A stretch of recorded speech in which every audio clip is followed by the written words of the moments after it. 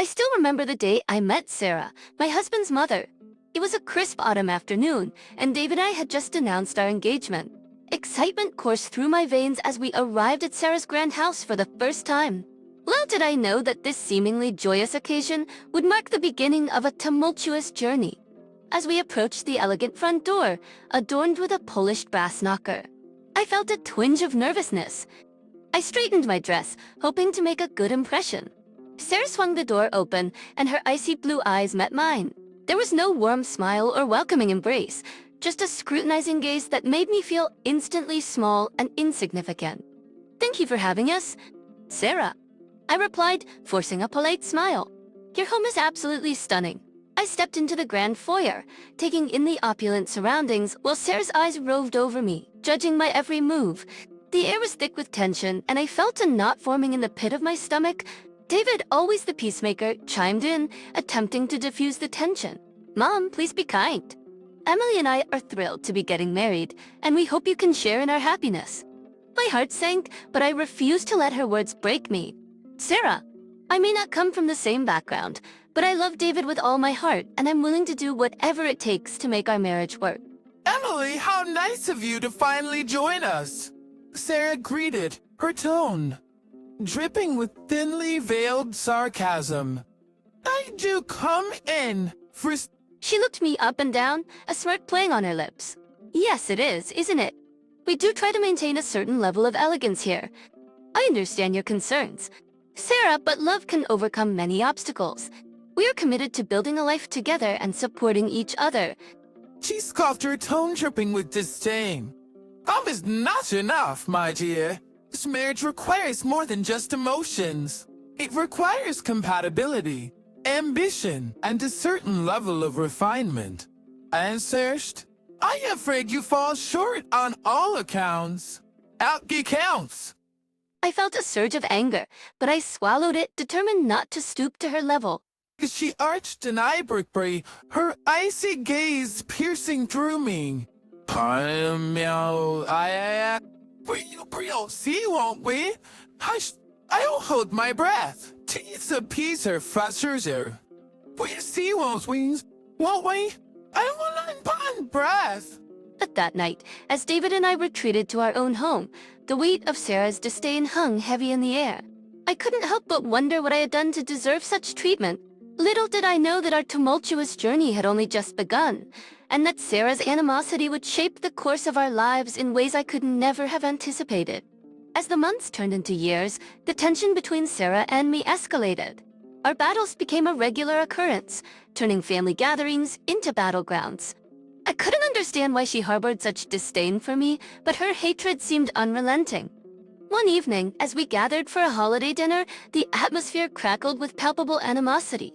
Sarah, ever the master of passive aggression, couldn't resist taking a jab at me whenever the opportunity presented itself. "I must say, Emily, your taste in decor is quite quaint. It's a shame that sophistication seems to elude you." I took a deep breath, trying to keep my composure. "Thank you, Sarah. I appreciate your opinion, but I believe everyone has their own unique style." David, growing tired of the constant tension, interjected, "Mom, can't we just enjoy the evening without the constant sniping? We're all here to celebrate." Sarah's voice dripped with condescension as she replied, "Oh, Diane, don't be so naive. Poetry, and can't pretend everything is fine when it clearly isn't. I'm just looking out for you, dear." I could feel the frustration boiling within me, but I held back, not wanting to cause a scene. Instead, I turned to Sarah, meeting her gaze with determination. "Sarah, I understand that you have your concerns, but David and I are committed to each other. It would mean a lot to us if you could support our relationship rather than constantly tearing it down."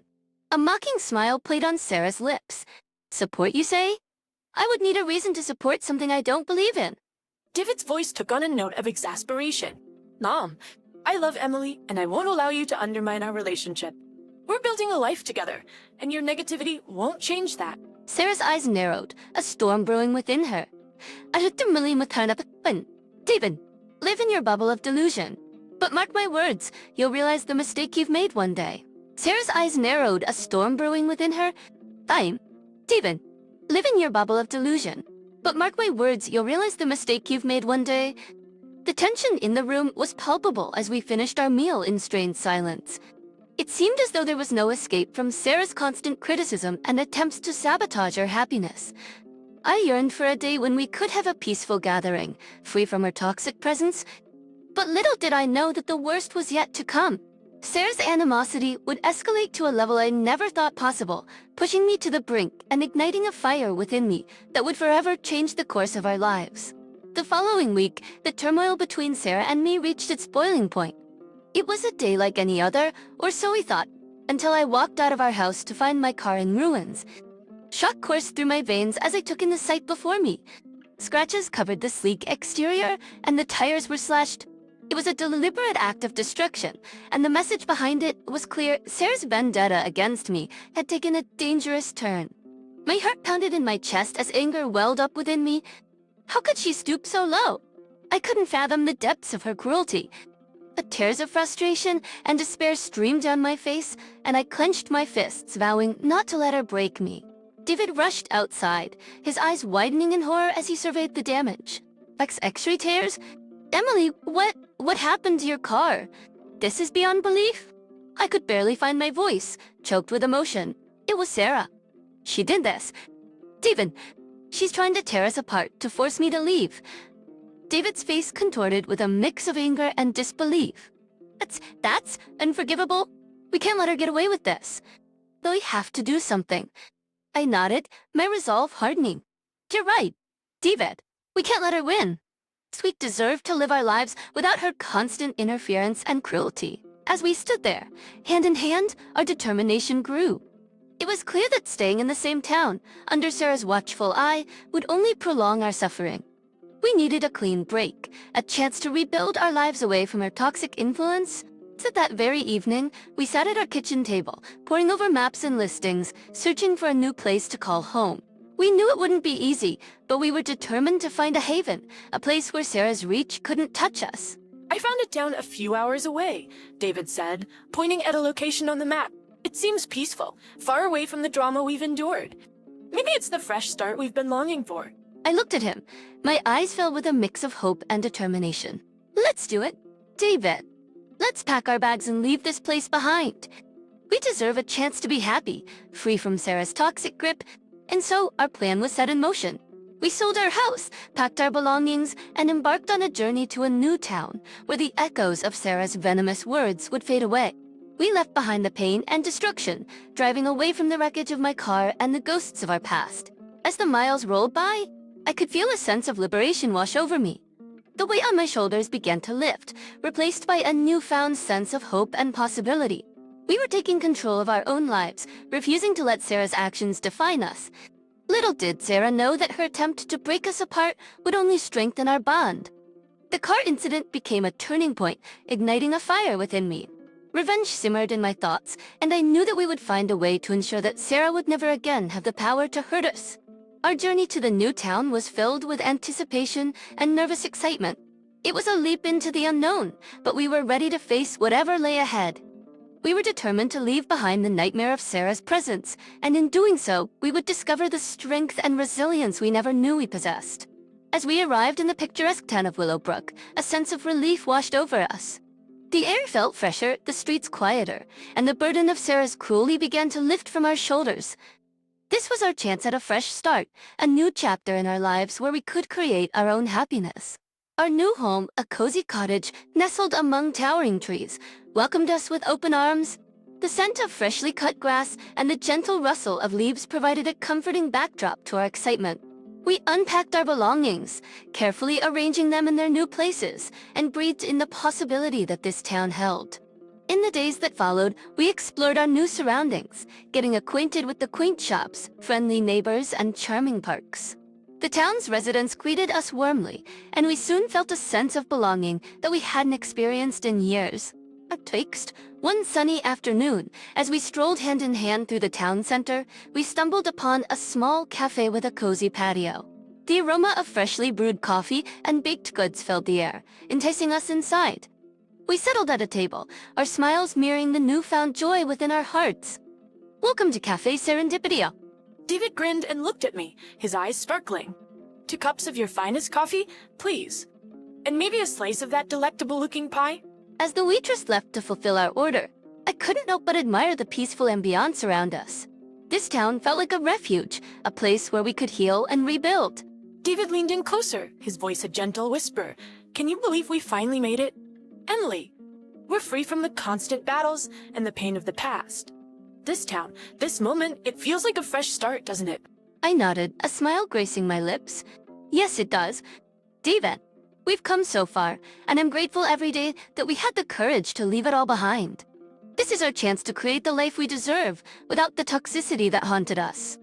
Our coffee arrived, and we clinked our mugs together, savoring the rich warmth. As we savored the moment, a sense of gratitude washed over us. We had overcome the trials and tribulations, and now, in this idyllic town, we could finally breathe freely. Days turned into weeks, and weeks into months, as we settled into our new life in Willowbrook. Our cottage became a sanctuary, filled with love, laughter, and a peace that we had longed for. The wounds inflicted by Sarah's cruelty began to heal, replaced by a renewed sense of self-worth and resilience. Our new neighbors welcomed us into their community, inviting us to gatherings, sharing stories, and embracing us as part of their extended family. The support and kindness we received were a balm to our weary souls, reinforcing our belief that we had made the right decision. One evening, as we sat on our porch, watching the sunset cast its golden glow across the sky, David turned to me, his eyes shining with happiness. There's Emily's. I never thought we would find such peace and happiness after all we've been through. You've shown me what it means to fight for love, to stand up against adversity. I'm grateful every day that you're by my side. Tears welled up in my eyes as I squeezed his hand. And I'm grateful for you. David, you've shown me unwavering support, and together we've built a new life, a life free from the shadow of Sarah's cruelty. Our love has triumphed. As we watched the sun dip below the horizon, casting a warm embrace over our little town, we knew that our journey had brought us to this moment of tranquility and happiness. Willowbrook had become more than just a place on a map. It was our sanctuary, our testament to the power of resilience and the unwavering strength of our love. Masturbation, and deep within me, the fire of revenge still burned, reminding me that our story with Sarah was far from over. But for now, we cherished this newfound peace, knowing that the time for revenge would come, and when it did, Sarah would learn that her cruelty had only fueled our determination to rise above it all. Months had passed since we settled in Willowbrook, finding solace in the embrace of our new community. Life had been kind to us, offering moments of joy and contentment that we had longed for. However, the fire of revenge still burned within me, a constant reminder of the unfinished business with Sarah. But one crisp autumn day, as the leaves turned golden and the air carried a hint of anticipation, a letter arrived at our doorstep. Its sender was none other than Sarah, and curiosity mingled with caution as I opened the envelope. Inside it, I found a handwritten note that read, Emily and David, I've been reflecting on my actions and the pain I have caused. I realize now the damage I have done, and I am truly sorry. I want to make amends and mend our fractured relationship. Please consider meeting me for a heartfelt conversation. As in Salisbury, Sarah G. Bryce McCabity Layers. Ish mixture of surprise and skepticism washed over me. Could this be genuine? Could Sarah truly have a change of heart? As I shared the contents of the letter with David, he regarded it with cautious hope. Emily, this could be an opportunity for closure, David said, his voice tinged with uncertainty. But we have to be careful. We can't let ourselves be vulnerable to her again. I nodded in agreement, my mind spinning with conflicting emotions. You're right, David. If we do decide to meet her, it will be on our terms. We won't allow her to manipulate or hurt us anymore. After careful consideration, we agreed to meet Sarah at a neutral location, a small cafe on the outskirts of town. The autumn breeze whispered through the trees as we sat at a corner table, our eyes scanning the entrance for her arrival. Moments later, Sarah stepped through the door, her usual air of superiority replaced by a humbled demeanor. She approached us tentatively, her gaze filled with a mix of remorse and apprehension. David, thank you for agreeing to meet me. Sarah began, her voice laced with genuine sincerity. I know that I have caused you both a great deal of pain, and I am truly sorry. I studied her face, searching for any hint of deception. Sarah, we've endured so much because of your actions. What makes this time different? Why should we believe you now? Sarah's eyes filled with tears, and her voice quivered with a mix of regret and desperation. I have lost so much because of my stubbornness and bitterness. I see now the love you two share, and it pains me to think that I almost destroyed it. I want to change to make amends, and to be a better person. David's voice softened, his eyes searching hers for truth. Sarah, forgiveness is a difficult path and it will take time. But if you are truly committed to change, to treating us with respect and kindness, then perhaps we can start anew. As the three of us sat there, emotions swirling within us, a sense of closure washed over me. Revenge no longer seemed necessary. Sarah's transformation, if genuine, would be her own punishment and redemption. We have found our own peace and happiness, independent of her actions. In that final act of forgiveness, I realized that our revenge had been to rise above the cruelty, to build a life based on love and resilience. Sarah's attempt to break us had only strengthened our bond, and now she would witness the power of forgiveness and the triumph of our love. As we bid farewell to Sarah, our paths finally diverging, I turned to David with a smile, my heart filled with hope. We did it!